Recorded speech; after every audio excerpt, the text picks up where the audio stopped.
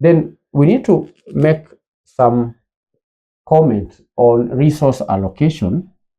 Resource allocation. We need to make some comment on resource allocation. Currently, we know is the most honest declaration of a company strategy. A firm's true strategy is not what is written in the annual report, but where the company spends money and time. That is where the rubber meets the road, or the road meets the rubber.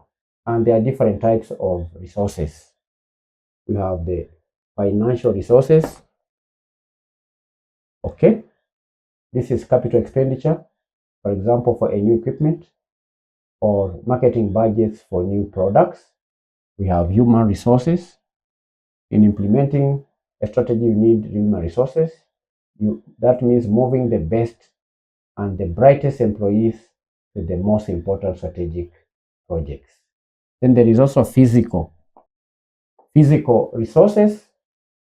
That means allocating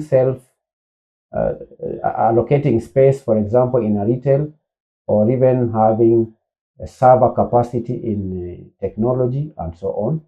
Then there is also technological resources. That is to mean prioritizing which software tools that you need to develop. These are the main resources: financial resources, human resources, and physical resources.